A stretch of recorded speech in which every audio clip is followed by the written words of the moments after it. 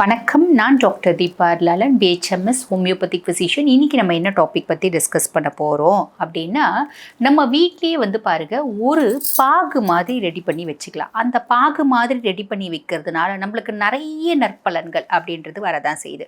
பொதுவாக வந்து பாருங்கள், இப்போ வீட்டில் ஒவ்வொரு வீட்லேயும் வயசு பிள்ளைங்க இருப்பாங்க, வயசு பையனுங்க இருப்பாங்க. அவங்களுக்கு வந்து பார்த்திங்கன்னா முடி சார்ந்த பிரச்சனைகள் இருக்கும், தோல் சார்ந்த பிரச்சனைகள் இருக்கும், உஷ்ணம் சார்ந்த பிரச்சனைகள் இருக்கும்.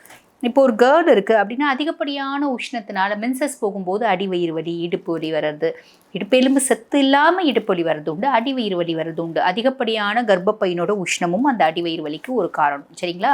அதே மாதிரி பாருங்கள், வெள்ளைப்படுறது இருக்கிறது உண்டு.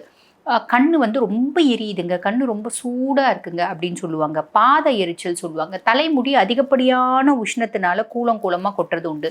தோலில் நிறைய பிம்பிள்ஸ் வர்றது உண்டு. இது வந்து பாருங்கள், பெண்களாக இருக்காங்க அப்படின்னா. ஆண்களாக இருக்காங்க அப்படின்னா, எப்படி பெண்களுக்கு வெள்ளையோ அந்த மாதிரி ஆண்களுக்கு வெட்டை அப்படின்றது இருக்கும். அது என்னென்னா, பிறப்புறுப்புலேருந்து ஒரு திரவம் அதிகப்படியான உஷ்ணத்தினால வெளியாகிறது உண்டு. ஆண்களுக்கும் வந்து பார்த்திங்கன்னா முகத்தில் நிறைய பிம்பிள்ஸ் வர்றது, அதிகப்படியான ஹீட்டுனால தலைமுடி நிறைய கொட்டுறது, இப்படி பல விஷயங்கள் இருக்க தான் செய்யுது. ஆக ஒரு குடும்பம் அப்படின்னும் போது, அந்த குடும்பத்தில் யாருக்காவது இந்த மாதிரி ஏதாவது ஒரு பிரச்சனைகள் இருக்க தான் செய்யுது. 4 பேர் இருக்காங்க அப்படின்னா, ஒருத்தவங்களுக்கு இருக்கும், கடைசி 2 பேருக்கான இருக்கும். அப்படிப்பட்ட ஃபேமிலியில் நம்ம என்ன பண்ணலாம் அப்படின்னா, இது ஒரு மணப்பாகு மாதிரி செஞ்சு வச்சுக்கலாம். மணப்பாகு அப்படின்னா ஒன்றும் இல்லைங்க.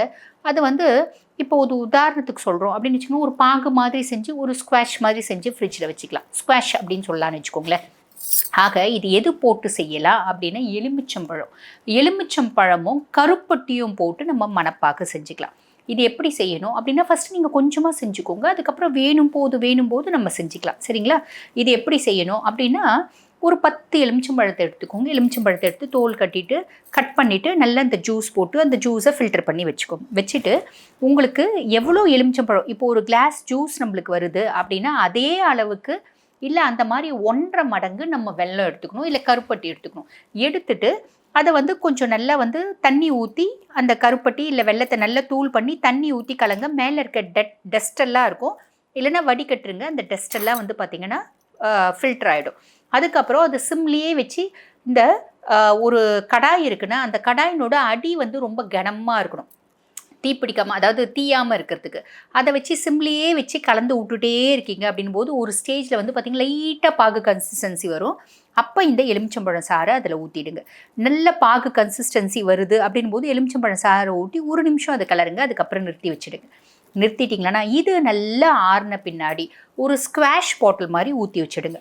ஊற்றி வச்சுட்டு வீட்டில் இந்த மாதிரி காம்ப்ளிகேஷன்ஸ் பிள்ளைங்க இருக்காங்க அப்படின்னா, தினம்தோறும் காலையில் எந்திரிச்ச உடனே ஒரு 5 ml அந்த ஸ்குவாஷ் எடுத்துக்கோங்க. ஸ்குவாஷ் எடுத்துகிட்டு அந்த மணப்பாகு எடுத்து ஒரு கிளாஸ் தண்ணியில் போட்டு அதை கலந்து பிள்ளைங்களுக்கு குடிக்க கொடுங்க. காலையில் வெறும் வயிற்றில் குடிக்க கொடுக்கணும். அது ரொம்ப டேஸ்ட்டாகவே இருக்கும். அது வந்து பாருங்கள், இந்த லெமன் ஜூஸ் மாதிரி இருக்கும். லெமன் ஜூஸில் வந்து பார்த்திங்கன்னா நம்ம வந்து சுகர் போடுவோம். இதில் வந்து பாருங்கள், வெல்லம் போட்டு அது இன்னும் ரொம்ப டேஸ்ட்டாகவே இருக்கும். உங்களுக்கு எவ்வளோ வெல்லம் வேணுமோ அவ்வளோ நீங்கள் சேர்த்துக்கோங்க. நான் வந்து 1 கிளாஸ் 1.5 கிளாஸ் சொல்லியிருக்கேன். ஒரு சிலருக்கு இனிப்பு ரொம்ப பிடிக்கும் அப்படின்ற பட்சத்தில் நீங்கள் 2 கிளாஸ் கூட போட்டுக்கலாம், தப்பு இல்லை. இப்போ இந்த மாதிரி குடிக்கும்போது என்ன ஆகுது அப்படின்னா, பொதுவாகவே நம்ம வெல்லம் கருப்பட்டி எடுக்கிறீங்க அப்படின்னு வச்சுக்கோங்களேன், அதில் மொலாசஸ் அப்படின்ற விஷயம் நிறைய இருக்குது. குடலுக்கு நல்லது செய்யக்கூடிய நிறைய விஷயம் இருக்குது. அதுக்கும் மேலே இரும்பு சத்து நிறைய இருக்குது. செரியாமையை போக்கக்கூடியது, உடலுக்கு போதுமான எனர்ஜியை கொடுக்கக்கூடியது, இப்படி நிறைய சொல்லலாம். அதுக்கப்புறம் எலுமிச்சம்பழம், அதில் சேர்த்துற எலுமிச்சம்பழம் நம்ம எல்லாருக்குமே தெரியும், it's a rich source of vitamin C. அது வந்து பாருங்கள், விட்டமின் சி நிறைய இருக்கிறது. அதுக்கும் மேலே இந்த விட்டமின் சி நிறைய இருக்கிறதுனால நோய் எதிர்ப்பு சக்தியை அதிகப்படுத்தும், உடலில் பல நோய்கள் வராமல் பாதுகாக்கும். அதுவும் இல்லாமல் நல்ல கூலண்ட் அப்படின்னு சொல்லலாம். ஆக இதை ரெகுலராக அவங்க குடிக்கும்போது என்ன ஆகும் அப்படின்னா, ஃபஸ்ட்டு விஷயம் நான் சொன்ன நிறைய கம்ப்ளைண்ட்ஸில் மாற்றங்கள் அப்படின்றது கண்டிப்பாக வரும். அதுக்கும் மேலே இப்போ இந்த ஸ்கின்ல நிறைய பிரேக் அவுட்ஸ், ஆக்னே பிரேக் அவுட்ஸ்லாம் இருக்குது. ஸ்கின் வந்து நல்லா ஆரோக்கியமாக இல்லை அப்படின்ற பட்சத்தில் வைட்டமின் சி எடுக்கும்போது தோல் நல்ல ஷைன் ஆகிறது, தோல் நல்ல க்ளோ ஆகிறது, தோல் நல்ல பளிச்சுன்னு மாறுறதை நம்மளால் பார்க்க முடியும். அதே மாதிரி முடி சார்ந்த பிரச்சனைகள் அப்படின்றது நிறைய இருக்குது பார்த்தீங்களா. முடி வந்து எனக்கு பெருசாக ஆரோக்கியமாக இல்லைங்க, முடி வந்து கூலமாக கொட்டுது, முடியில் வந்து பார்த்திங்கன்னா இயற்கையான ஒரு ஷைனே இல்லை, இது நிறைய பேர் வந்து சொல்கிறாங்க இல்லைங்களா. அந்த இயற்கையான ஜொலிப்பு அப்படின்றதே இல்லை, முடி ஆரோக்கியமாகவே இல்லை. முடி வந்து பாருங்கள், நடுவில் கட் ஆகுது. முடியினோட கொனை வந்து பார்த்திங்கன்னா ஸ்ப்ளிட்ஸ் ஆகுது, வெடிப்பு வருது, முடி வந்து பார்த்திங்கன்னா வேர்க்கால்களே ரொம்ப வந்து வீக்காக இருக்குது, கூலமாக கொட்டுது. இப்படி பலவிதமான கம்ப்ளைண்ட்ஸ்க்கும் வந்து பார்த்திங்கன்னா இது ஒரு பெஸ்ட் மெடிசனாக இருக்கும் அப்படின்னு சொல்லலாம்.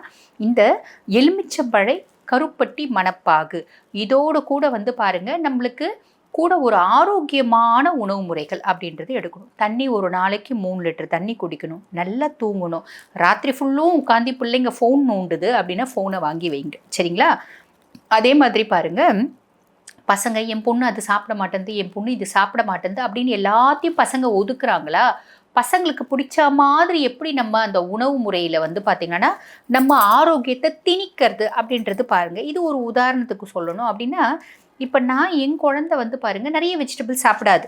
அது இப்போ சாப்பிட பழகிடுச்சுன்னு வச்சுக்கோங்க. இப்போ பாவக்காய் கொடுத்தா கூட சாப்பிடு, ஃபஸ்ட்டு வந்து சாப்பிடாதனால நான் என்ன பண்ணுவேன் அப்படின்னா, ஒரு சப்பாத்தியில் கேரட் போட்டு செய்வேன், சப்பாத்தியில் வந்து பார்த்திங்கன்னா வெந்தயக்கீரை போட்டு செய்வேன், ஏறக்குறைய ஒரு 100 விதமான சப்பாத்தி செய்வேன். என் குழந்தை பார்த்துச்சு, எப்படினாலும் நீ வந்து எதையாவது போட்டு எனக்கு திணிக்கிற, அதுக்கு நீ காயாவே கொடு அப்படின்னு சாப்பிட ஆரம்பிச்சிருச்சு. அந்த மாதிரி உங்கள் குழந்தைங்களும் ரொம்ப சின்ன குழந்தைங்கன்னா இந்த மாதிரி நம்ம வேறு வழி இல்லை, ஹைட் பண்ணி தான் கொடுக்கணும். பிள்ளைங்க பெருசாக இருக்காங்க அப்படின்னா பிள்ளைங்களுக்கு சொல்லி புரிய வைங்க, இது சாப்பிட்லாம் இந்த மாதிரி பிரச்சனை வரும், அந்த மாதிரி பிரச்சனை வரும் அப்படின்னு. ஆனால் பெரிய பிள்ளைங்களை நம்ம டேக்கிள் பண்ணுறதுன்றது கொஞ்சம் கஷ்டம் இல்லைங்களா? சின்ன பிள்ளைங்களன்னா இப்போ நாங்கள் சொன்ன மாதிரி நீங்கள் ஒழிச்சு கொடுத்துடலாம். ஒழிச்சு நம்ம வந்து ஹைட் பண்ணி கொடுக்கும்போது பிள்ளைங்க நீ எப்படியும் எவ்வளோ ஹைட் பண்ணாலும் பிள்ளைங்க கண்டுபிடிச்சிடும். இப்போ என் குழந்தைக்கு நான் அந்த மாதிரி ஹைட் பண்ணி கொடுக்க முடியும், என் தங்கச்சி குழந்தைக்கு என்னால் ஹைட் பண்ணியே கொடுக்க முடியாது. அவன் என்ன பண்ணுவான்னா ஒரு சின்னூண்டு ஒன்றும் இல்லை, இப்போ ப்ளூபெரி ஐஸ்கிரீம் வாங்கி நம்ம கொடுக்குறோம் அப்படின்னா கூட அந்த ப்ளூபெரி பீசஸ் இருக்கும் பார்த்திங்களா, அந்த ப்ளூபெரி எடுத்து தனியாக வைப்பான். அவனை என்னால் ஏமாற்ற முடியாது. ஆக அவனுக்குலாம் நாங்கள் என்ன பண்ணுறதுன்னா நல்லா அரைச்சி கொடுத்துருவேன். சாம்பார்லேயே நல்ல காயை அரைச்சி சாம்பார் வச்சு கொடுப்பேன். என் தங்கச்சி சொல்லுவாள், நீ ஏன் தான் இப்படியெல்லாம் பண்ணுறியோ அப்படின்னு. ஆக நம்ம பிள்ளைங்க சாப்பிடல அப்படின்னா ஏதாவது ஒரு விதத்தில் பிள்ளைங்களுக்கு தெரியல, பிள்ளைங்களுக்கு அதனோட வந்து காய் சாப்பிட்டாதான் பழம் சாப்பிட்டாதான், காய்கறிகள் முக்கியமாக நிறைய சாப்பிட்ணும், அதனோட வேல்யூலாம் தெரியல அப்படின்னும் போது சின்ன குழந்தையா இருக்கும்போது நம்ம இந்த மாதிரி அரைச்சி கொடுத்துடலாம். பெரிய பிள்ளைங்களா இருக்கும்போது நம்மளை இப்படி ஏமாத்துறதும் நம்மளுக்கு கொஞ்சம் கஷ்டம்தான். அப்போ நம்ம என்ன பண்ணோம், பெரிய பிள்ளைங்களா இருக்காங்க அப்படின்னா ஒரு டாக்டர்கிட்ட கூட்டின்னு போய் இந்த மாதிரிலாம் சாப்பிடணும் அப்படின்றத டாக்டர் சொன்னால் கேட்டுப்பாங்க. அதே மாதிரி அந்தந்த மாதிரி ஆரோக்கியமான உணவுகள் நம்ம எடுக்காததுனால என்னென்ன மாதிரி பிரச்சனைகள் வரும் அப்படின்ற ஒரு விழிப்புணர்வு, ஒரு கவுன்சிலிங் நீங்கள் கொடுத்தீங்க அப்படின்னா ஆட்டோமேட்டிக்காக பிள்ளைங்க சாப்பிட ஆரம்பிப்பாங்க அப்படின்றதுல எந்த விதமான சந்தேகமும் இல்லை. ஆக இந்த எலுமிச்சம்பழம் கருப்பட்டி மணப்பாகு இது என்னென்ன மாதிரி தொந்தரவுகளை சரி பண்ணும் அப்படின்றது உங்களுக்கு தெளிவாகவே புரிஞ்சிருக்கும்னு நினைக்கிறேன். ஆக இந்த பதிவு உங்களுக்கு பயனுள்ளதாக இருக்கும்னு நினைக்கிறேன். இதே மாதிரி இன்னொரு பதிவில் உங்களை சந்திக்கிறேன். தேங்க்யூ.